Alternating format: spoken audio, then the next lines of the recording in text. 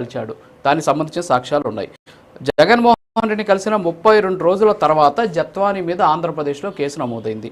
నెల తిరిగేసరికి ఈమె అక్కడికి వెళ్ళి అక్కడ సాక్ష్యం చెప్పాల్సి ఉంది. సో ఈమె వెళ్ళి అక్కడ సాక్ష్యం చెప్పకపోవడం వల్ల అక్కడ ఉన్నటువంటి కోర్టు ఈ కేసుని ఎక్స్పార్టీ చేసేసింది. సో కేసుని క్లోజ్ చేసింది పోలీసులు ఇచ్చినటువంటి సమాచారం మేరకు. సో ఏంటి సురేష్ గారు కూడా మాట్లాడారు, ఇదంతా కూడా ఒక డ్రామా నడిపించారు అని చెప్పేసి. జగన్మోహన్ రెడ్డి గారి వాయిస్ కూడా విన్నాం. ఇంతకుముందు సజ్జన్ జిందాల్ కోసం ఫోన్ కాల్ అవేలో మేము ఉంటామని చెప్పేసి అని చెప్పారు. అంతేకాకుండా ఎంటైర్ గవర్నమెంట్ మీకోసం నిలబడద్దని కూడా చెప్పారు.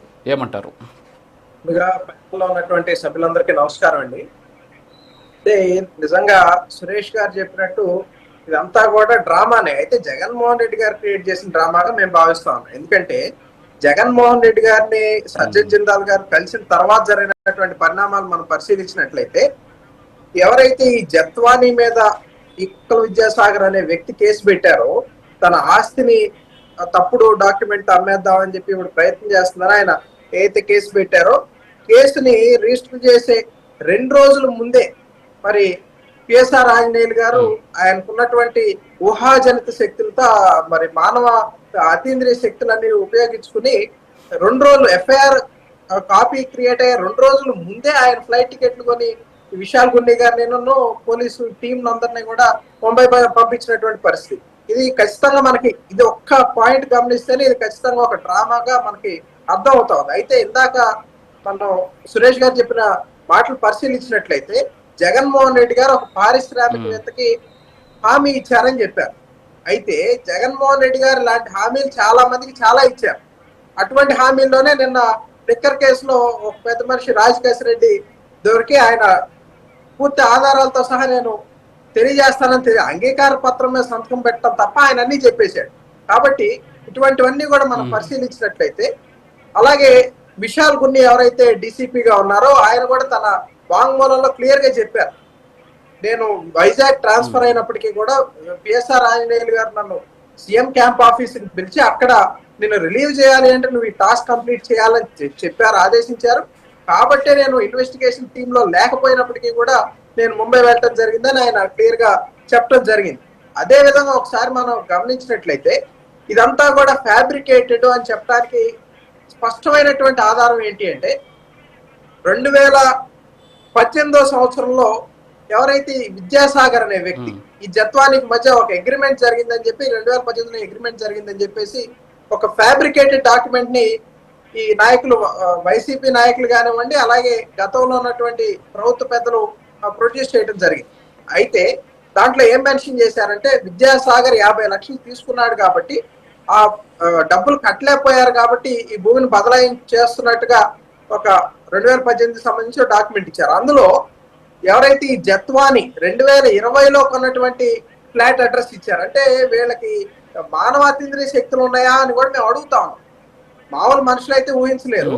2018లోనే 2020లో ఏం జరగబోతుంది, వాళ్ళు ఎక్కడ ఫ్లాట్ కొంటున్నారు, ఆ అడ్రస్ ఎట్లా పెడతారు అనేది కూడా మాకు అర్థం కావట్లేదు.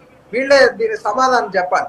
అదే విధంగా ఇంకొకటి కూడా మనం చూస్తే, ఏదైతే ఈ డాక్యుమెంట్ ని జత్వాని ఫేక్ పత్రాలు సృష్టించి అమ్ముదామని ప్రయత్నం చేసిందని కేసు పెట్టారు కదా విద్యాసాగర్ గారు. మనం చూసినట్లయితే ఈ 5 ఎకరాల భూమి జగ్గైపేటలో ఏదైతే ఉందో అది మార్టిగేజ్ లో తాకట్లో ఉందండి.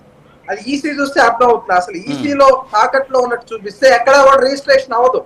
అటువంటి కామన్ సెన్స్ లేకుండా, బేసిక్ నాలెడ్జ్ లేకుండా మరి దీన్ని ఈ కథనాన్ని సృష్టించి తప్పుడు కేసులో 40 రోజుల పాటు ఒక మహిళని వాళ్ళ కుటుంబ సభ్యుల్ని అక్రమంగా నిర్బంధించడమే కాకుండా వాళ్ళకి న్యాయ సపోర్ట్ కూడా లేకుండా, న్యాయ సలహా ఇచ్చేందుకు కూడా ఎవరిని రానివ్వకుండా వాళ్ళ బ్యాంక్ అకౌంట్ ఫ్రీజ్ చేసి, వాళ్ళ సెల్ ఫోన్ ఫ్రీజ్ చేసి నిర్బంధించి ఇక్కడ పెట్టడం అనేది నిజంగా అమానుషమైనటువంటి చర్య.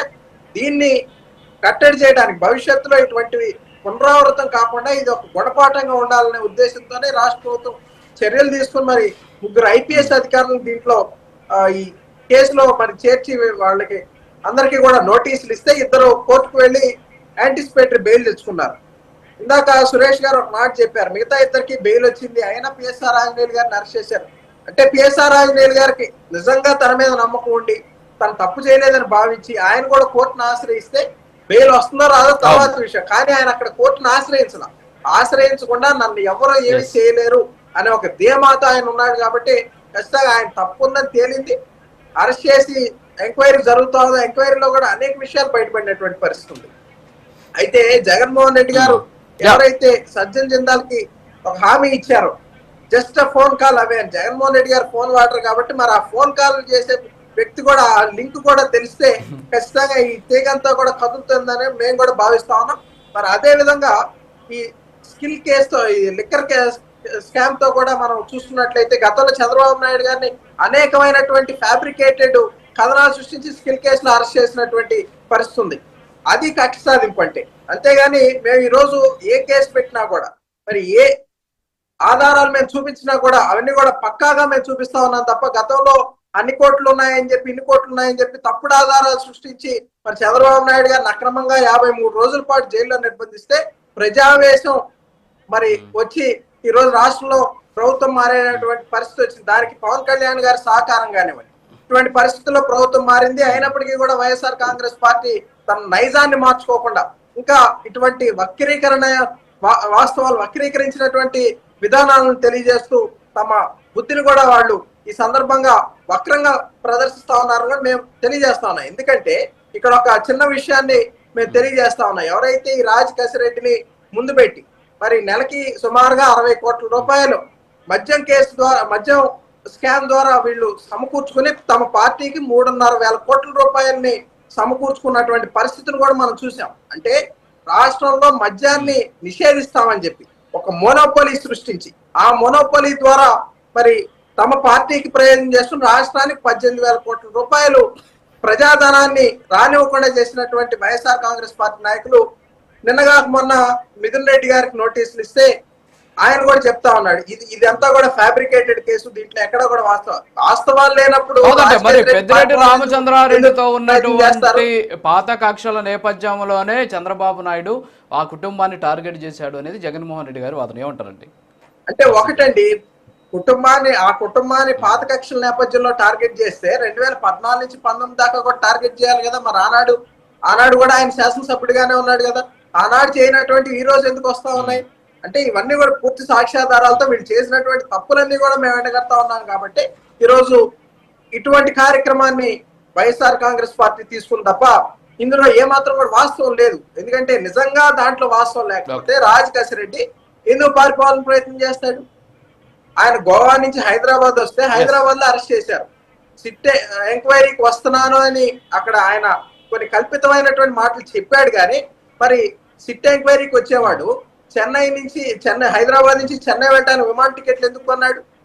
అదే విధంగా మిథున్ రెడ్డి గారు ఇన్ని కబుర్లు చెప్తా ఉన్నాడు. మరి సిట్ ఎంక్వైరీకి హాజరు కాకుండా గతంలో తప్పించుకోవాలని ఎందుకు చూశారు? వీళ్ళు నోటీసులు ఎందుకు తిరస్కరించాలని ప్రయత్నం చేశారు? కాబట్టి వీటన్నిటికీ కూడా ఒకదాని తర్వాత ఒకటి లింక్ అన్ని కూడా ప్రజలు గమనిస్తా ఉన్నారు.